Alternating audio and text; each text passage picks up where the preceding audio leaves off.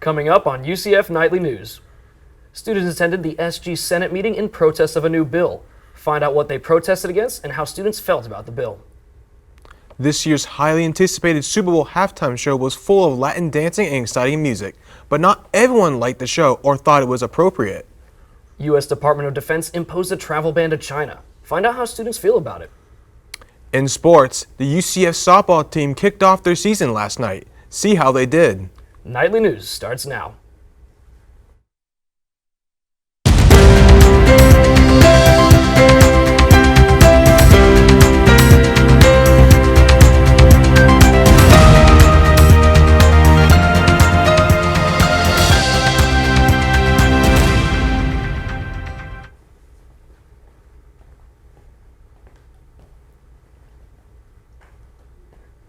Good afternoon and welcome to Nightly News. I'm Kyle Partain. And I'm Chris Wolf. Today is Friday, February 7th, 2020. The UCF College of Republicans plan to bring political commentator Ben Shapiro to the University of Central Florida. Nightly News reporter Sierra Ward tells us how other students reacted to the news. The college Republicans at UCF announced their plans on their Instagram and Twitter. Students responded with excitement and opposition. Students opposing Shapiro's views don't think students' activities and service fees should be used to bring him here. It's their right to be on campus, right? But it shouldn't happen using student fees for such controversial events from someone who says homophobic and racist comments. College Republicans member Andrew Porter says he doesn't agree with all of Shapiro's comment. However, he thinks students should come to the event and address Shapiro in person. I would rather see them take the chance to come out and listen to Ben speak. And then also if they have questions about his character or previous comments or anything like that, bring that up to him then. Members of several RSOs attended the SG Senate meeting in protest of the use of student funds. Although the SG faced opposition, external legislative assistant Connor Grody says the Senate encourages students to voice their opinions. If they have an issue with a bill or a resolution that we're proposing, they're more than welcome to come and speak to us and voice their opinions so that we can have a more informed populace and a more informed Senate that can vote on things appropriately. All SG Senate meetings are open and free to the student body. They meet every Thursday at 7 p.m. in the Student Union. In Orlando, Sierra Ward, UCF Nightly News. Although the bill didn't get passed this week, the Senate will make the final vote next Thursday at 7 p.m. For the month of February, Nightly News will be honoring UCF African American community during Black History Month. Here in the studio, we have a special guest with us today. Nightly News reporter Jasmine Haynes will tell us a little bit more about who our guest is. Thanks, Kyle. So today we have NSM Assistant Life Editor, Wavani Henry. Hey, Wavani, how are you doing today? I'm doing great, thank you. So this month is Black History Month, and today we'll be discussing the first Black Student Union at UCF. So can you tell us a little bit more about the first Black Student Union here? Of course, the first ever Black Student Union was formed at San Francisco State University in 1966. However, the first one at UCF was founded in 1969 by the handful of Black students that were on campus at the time. Okay, and this all started with just about 16 students out of the 25 students that were here, right? Yes, at the time it was Florida Technological University, and since there were only so little Black students on campus, when they formed the union, they did it to encourage unity and leadership and just freedom of expression among Black students and to highlight Black prominent figures in the community, and they still do that today. Okay, and this is the first, the 1969 UCF BSU logo that we have here, along with the African American Student Union. Now this compares to what the logo looks like today with the BSU logo. And this is Dan Slater. Dan Slater and Roland Williams were elected as the first president and vice president of the BSU in 1969. Here's our current president who was elected in spring of 2020, Zachary Owens. And can you tell us why it's so important to have a BSU on campus? Of course, it's important because of representation. Right now, there are only 11% of the students on campus are Black and about 9% of the faculty are Black. So having that representation to be the voice of the African American community on campus is very important, but it's also open to any community on campus that wants to learn more about and appreciate Black culture.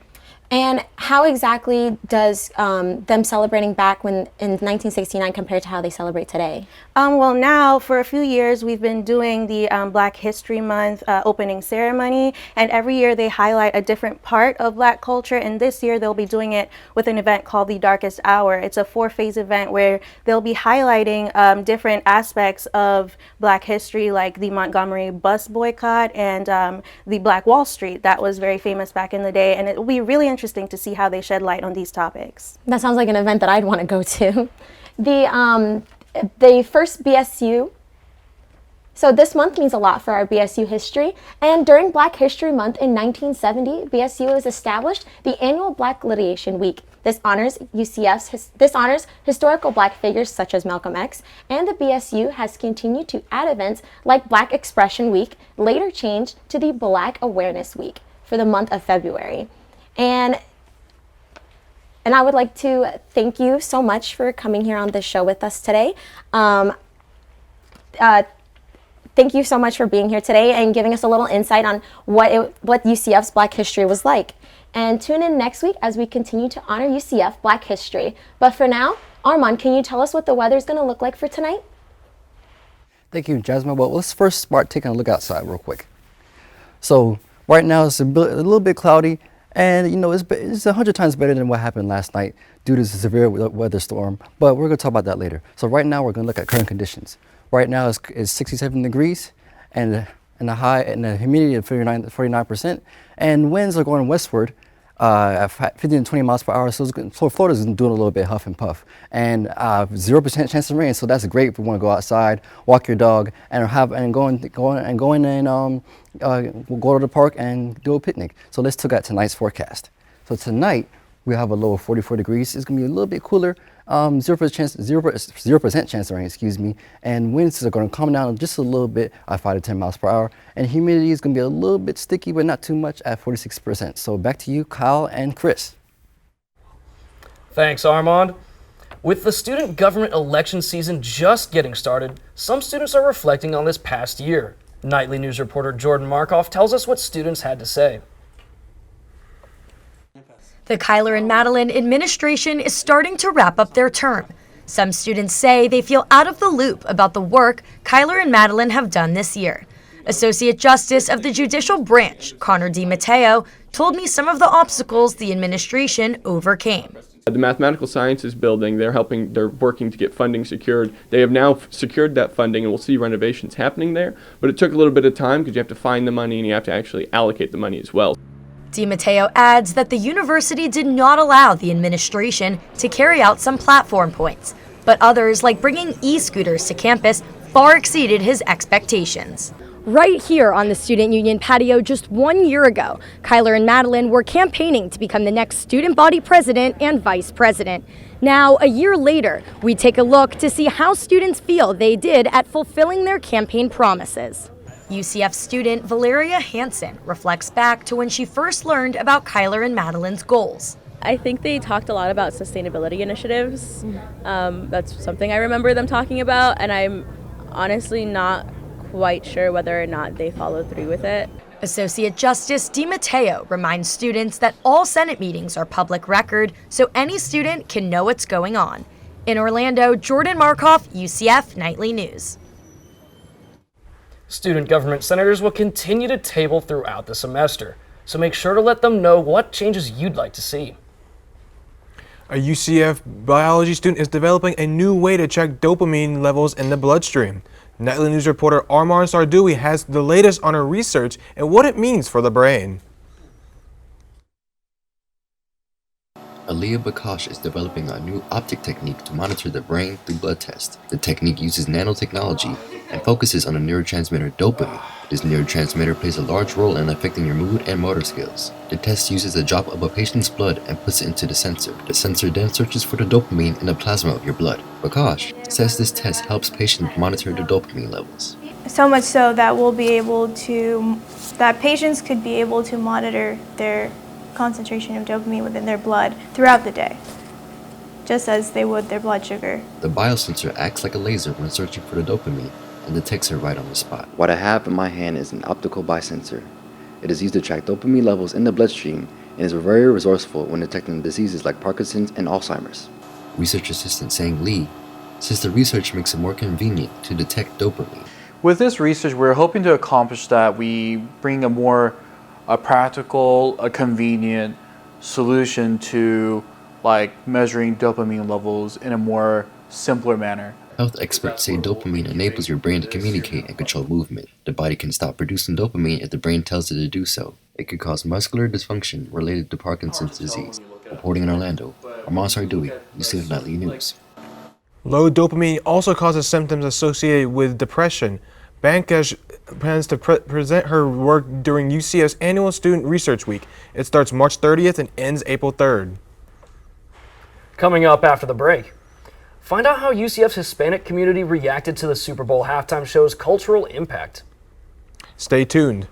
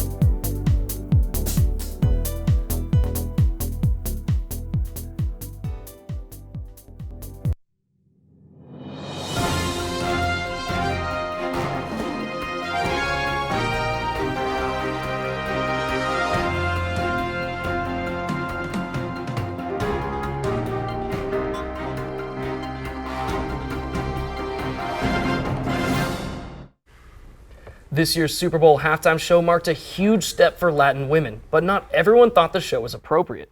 Nightly News reporter Milan Martinez spoke to students this week to get their views on the performance. Fireworks, music, and dancing. Jennifer Lopez and Shakira put on an energetic performance for this year's Super Bowl halftime show. However, people have taken to social media to share their views, with some being more positive than others. Many users have gone as far to call the show pornographic. UCF Spanish student Robert Estrada says that he wouldn't call the performances pornographic, but some parts of the show made him a bit uncomfortable. Overall, I did like the show. I thought it was a little strange seeing the thing with the pole and seeing Shakira just doing her little tongue thing towards the camera, but overall I did enjoy it. Now, while Estrada doesn't entirely disagree with the negative comments he's seen, this Latina, however, completely disagrees. Celeste Ramos says the performances made her feel empowered. She says that she strongly disagrees with the negative reviews, saying the comments were inappropriate and invalid because of the double standard. If Adam Levine can be shirtless and jumping around the stage, like, I don't know what to be honest, I don't know what the difference is. But I also feel like women are kind of held to a different standard when it comes to showing their body. Both women didn't respond to the negative comments, but they did say they were happy to be Latin women representing their cultures. In Orlando, Milan Martinez, UCF Nightly News. According to the NFL's official YouTube channel, this is the most watched halftime show with over 104 million views and counting. I would like to introduce another special guest from Nightly Latino, Nikki Coughlin. Nikki, how you doing today? I'm doing great. Thanks for having me. Oh, of course. This Super Bowl halftime show was one that made history, not only for Latina women, but for the Latin community. This is the first time ever any Latina woman has headlined a show of this importance. With the game being held in Miami, the show had two strong Latina women in the industry to showcase many diverse cultures. J-Lo stunned everyone with her advanced salsa dancing, which paid tribute to her Latin heritage. Shakira also honored Africa while dancing to Waka Waka. Many people were unsure of some of Shakira's actions, but the noise that confused many was a nod to her Lebanese culture called a zagaruta. So, Nikki, what does an event like this and kind of that whole situation mean for the Latinx community? So personally, not being in the community, but just a very strong supporter, I do believe that this is really important and a good step in the right direction, not only for Latino women, but for the community as a whole. And as far as representation goes, what is that next step for this community? So I believe I've been seeing a lot more, Latin representation throughout the media, and it is nice that we finally get to see it on a national scale and that the Latinx community really gets to have their voice. Well, Nikki, appreciate you having you here. It's been great. Thank you for having me. Oh, of course. And coming up after the break, we'll talk about the travel ban with China. Stay tuned.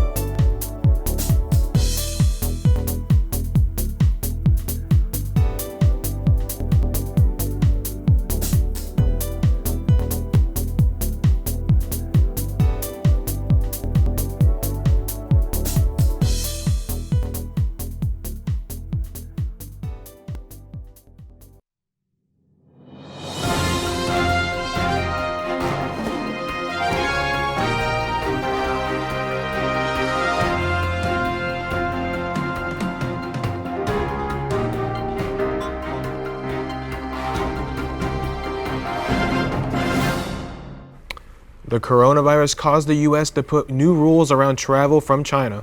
Though the virus hasn't reached Florida, UCF students are still feeling the impact of it. Nightly News reporter Kai Rodriguez has the story. The U.S. placed a travel ban on non-U.S. citizens who have been to China within the past 14 days.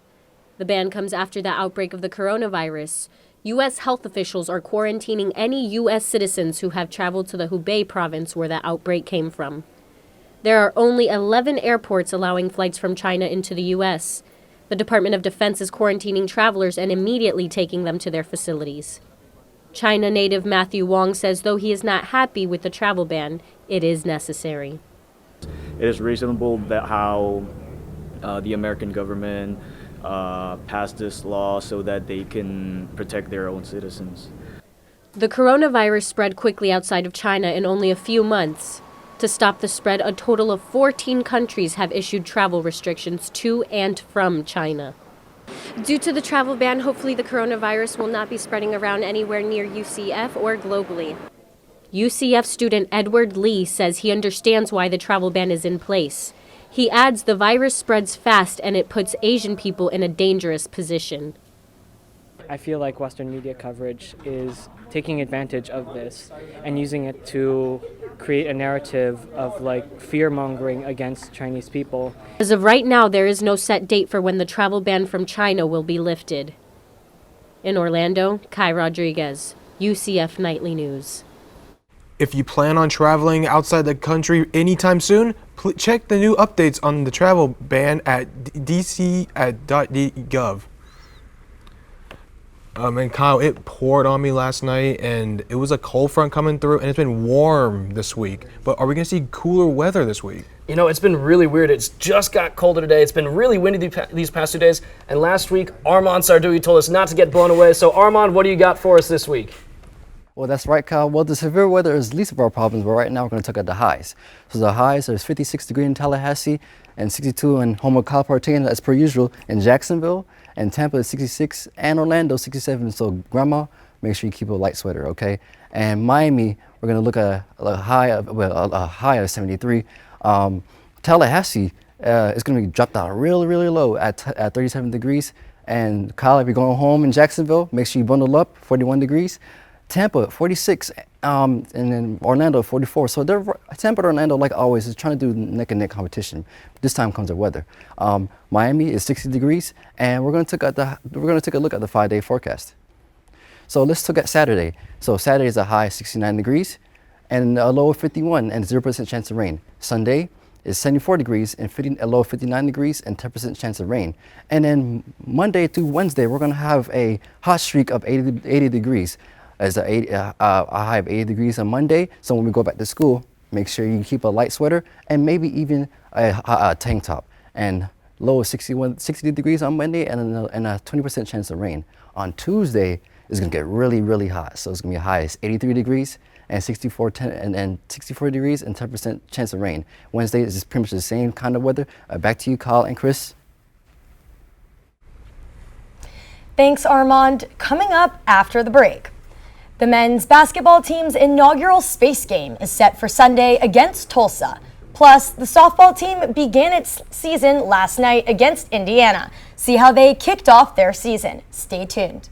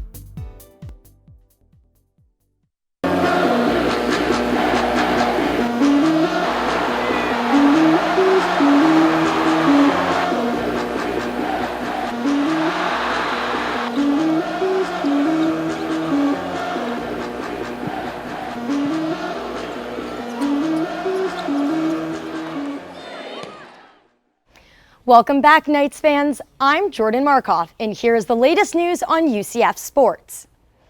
The UCF men's basketball team returns to Addition Financial Arena this weekend for a different kind of home game. The basketball team will celebrate their first ever space game in program history. UCF unveiled special jerseys last month to honor previous UCF mascot Citronaut. The Knights will sport constellation patterns in a black design Sunday against the Tulsa Golden Hurricane. The UCF softball team kicked off their season last night versus Indiana with a statement. The Knights defeated the Hoosiers 8-0, and the game ended in a mercy rule in the 6th inning. Sophomore Carissa Ornelas hit a home run in the 2nd inning to grab the momentum. Pitcher Aaliyah White struck out 8 batters and only allowed 4 hits in the whole game. Head coach Cindy Ball Malone was thrilled with the team's performance last night. Oh, absolutely. There's nothing more than getting a win and then getting a shutout and then getting a run rule.